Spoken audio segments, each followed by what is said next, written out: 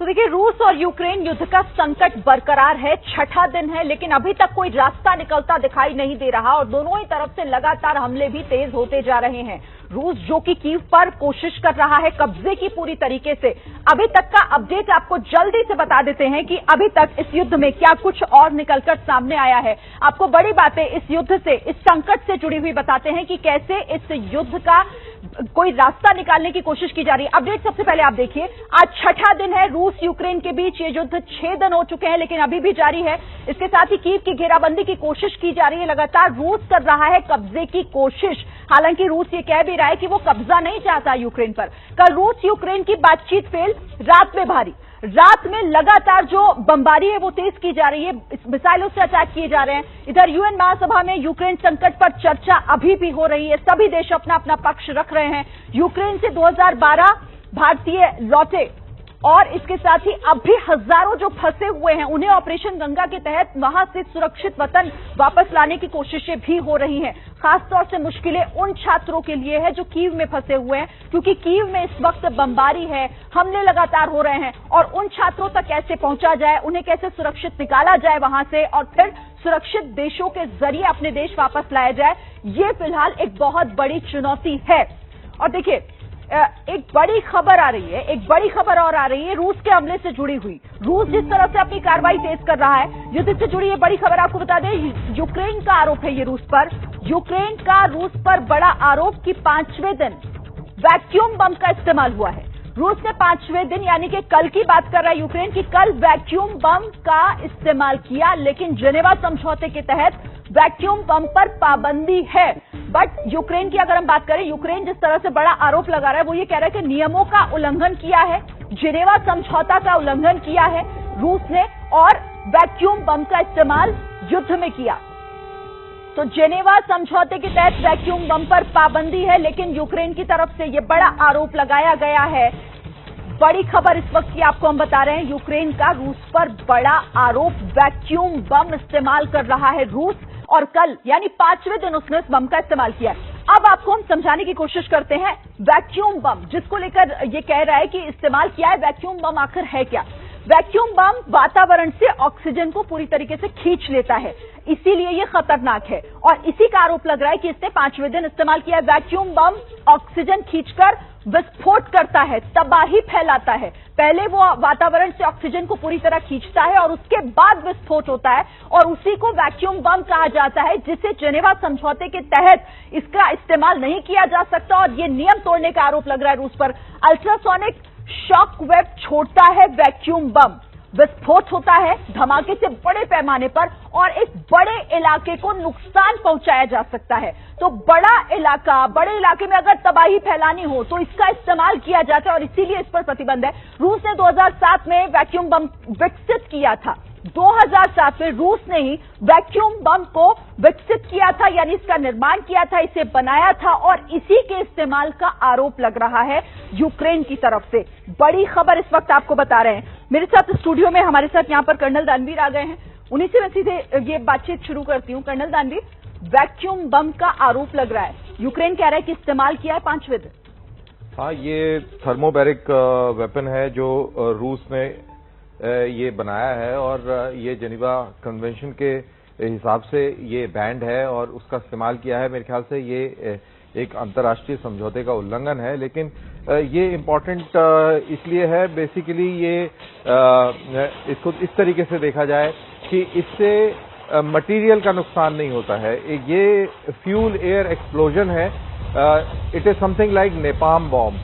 Fuel air explosion का मतलब है कि एयर के अंदर एक फ्यूल का एक्सप्लोजन किया जाए और जितनी भी ऑक्सीजन उसके इलाके में है, आसपास जो भी उसका एरिया ऑफ इन्फ्लुएंस है, वहां से वो ऑक्सीजन एकदम खींच लेता है, यानी कि जो भी व्यक्ति उस दायरे में आता है उसको ऑक्सीजन की कमी की वजह से उसका दम घुट जाता है और वो खत्म हो जाता है। लेकिन इससे बिल्डिंग्स हैं और बाकी सारी चीजें हैं, इन पे कोई असर नहीं पड़ता। तो मटेरियल पे फर्क नहीं पड़ता, लेकिन ह्यूमन और एनिमल लाइफ पे एकदम से फर्क पड़ता है, दम घुटने से मौत हो जाती है।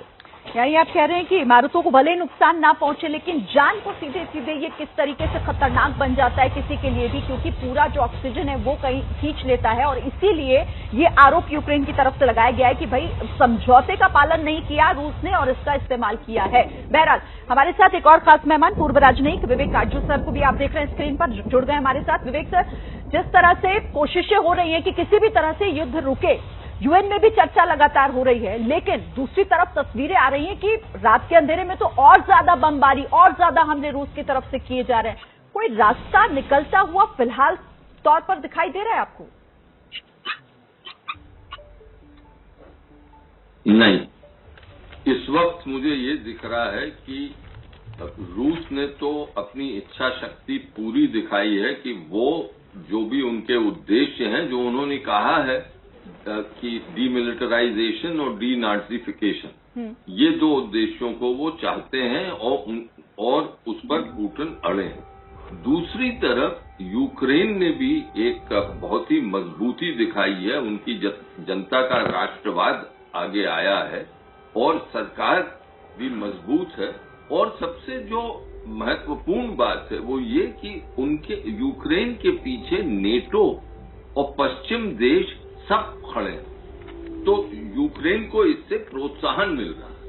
इसीलिए आप देखिए पुतिन बार बार कह रहा है, वो धमकी भी दे रहा है कि भाई देखो ये यूक्रेन और हमारा मामला है, इसमें और देश शामिल नहीं हो तो हम इस मामले को निपटा लेंगे। हाँ, इसमें साफ है कि रूस की फौज बहुत बड़ी है, तो ये जो वो कह रहे हैं पुतिन, वो उनके फेवर में जाता है। तो अभी आपके सवाल का अगर मैं हाँ में ना में जवाब दूं तो नहीं, अभी कोई मुझे युद्ध रुकने की संभावना नहीं दिख रही है। युद्ध तभी रुकता है, जैसे कर्नल साहब आपको बताएंगे, जब या तो एक फौज को दूसरी फौज पूर्ण रूप से नष्ट कर, या फिर जो राजनीतिक या सामाजिक इच्छा शक्ति एक देश की है वो हीन हो जाए, वो खत्म हो जाए, लड़ने का मनोबल ही उनका टूट जाए। अभी तक ये ना रूस में है ना ही यूक्रेन में है, तो ये युद्ध अभी चले। बिल्कुल, और कई देश भी इसको लेकर आशंका जाहिर कर चुके हैं कि जिस तरह से दोनों ही देशों की जो एक इच्छा शक्ति दिखाई दे रही है फिलहाल, वो तो यही है कि हम लड़ेंगे। और यूक्रेन भी इसको लेकर साफ कर चुका है, रूस के हमले तो तेज हो ही रहे हैं। रूस और यूक्रेन के बीच एक दौर की बैठक हो चुकी है, लेकिन इसके बाद भी जंग खत्म होने के फिलहाल कोई आसार नजर नहीं आ रहे। कल दिन में दोनों पक्षों के बीच बेलारूस में एक लंबी बातचीत हुई, दोनों ने दोबारा बात करने पर भी सहमति जताई, लेकिन रात में रूस ने यूक्रेन पर मिसाइलें दागना शुरू कर दिया। कई शहरों में धमाके किए गए। इस बीच संयुक्त राष्ट्र महासभा की बैठकें भी जारी हैं, जिसमें रूस से तुरंत युद्ध रोकने को कहा गया है।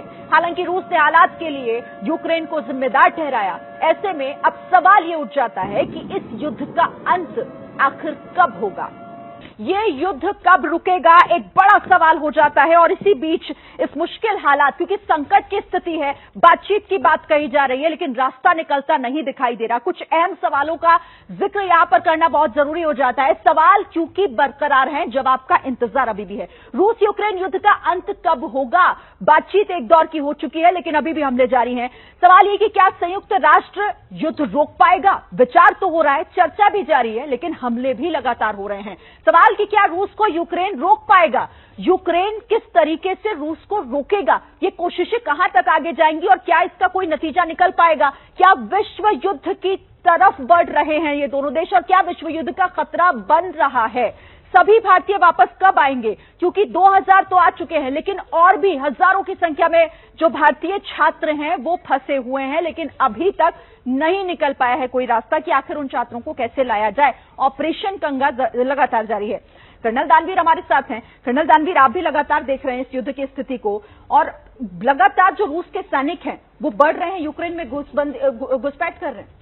हाँ जी, हाँ, अभी 2 दिन से हम बातें कर रहे हैं कि कीव की घेराबंदी हो गई है और बातचीत जब चल रही थी बेलारूस में तो ये भी सुनने में आ रहा था कि रूस ने अपने हमले जो हैं कम कर दिए हैं, लेकिन ये जो तस्वीर आई है इससे संकेत कुछ और मिल रहा है, और वो संकेत ये है कि अब कीव की चढ़ाई कभी भी हो सकती है। ये इसलिए मैं कह रहा हूं क्योंकि क्योंकि ये जो तस्वीर है, ये जो 64 किलोमीटर लंबी लाइन जो गाड़ियों की दिख रही है, दरअसल ये एमिनिशन ट्रेन है। एमिनिशन ट्रेन बोलते हैं इसको। इसकी आवश्यकता इसलिए है क्योंकि एक टैंक T-90 1 मिनट के अंदर 3 से 4 गोले दागता है और इस समय कीव के चारों तरफ रशिया की 41st आर्मी के तकरीबन 1,500 टैंक चारों तरफ लगे हुए हैं। तो आप अंदाजा लगाइए, जब 1,500 टैंक चारों तरफ से गोले दागेगा, 1 मिनट में 4 राउंड एक टैंक अगर फायर करेगा और इतनी जबरदस्त फायरिंग होगी कि जो डिफेंडर है यानी कि यूक्रेन की सेना के जवानों को सिर उठाने तक का समय नहीं मिलेगा, सांस लेने का समय नहीं मिलेगा। उसके लिए बहुत जबरदस्त एमिनिशन की जरूरत होगी और वो एमिनिशन पूर्ति हो रही है इस एमिनिशन ट्रेन से। तो ये इस तस्वीर की अहमियत है और ये संकेत दे रहा है कि कीव के ऊपर अब चढ़ाई होने वाली है। इस युद्ध को शुरू हुए 121 घंटे हो चुके हैं, उससे ज्यादा का वक्त हो चुका है, लेकिन अभी भी यह युद्ध कहां जाकर रुकेगा और कब थमेगा किसी को नहीं पता। कोशिशें भले ही हो रही हो, लेकिन इसी बीच बड़ी खबरें युद्ध क्षेत्र से जो सामने आ रही है, युद्ध भूमि से एक और बड़ी खबर आपको बता दें। रूस के ताजा हमले में यूक्रेन के 70 सैनिक मारे गए हैं। पता ये जा रहा है कि खार्किव और कीव के बीच का ये एक इलाका है जहां पर एक सैन्य ठिकाने पर रूस ने हमला किया और उसमें 70 यूक्रेनी सैनिकों को मार गिराया गया है। तो एक और ताजा हमला और उसमें एक बड़ा नुकसान यूक्रेन को, क्योंकि यूक्रेन के 70 सैनिक इस हमले में मारे गए।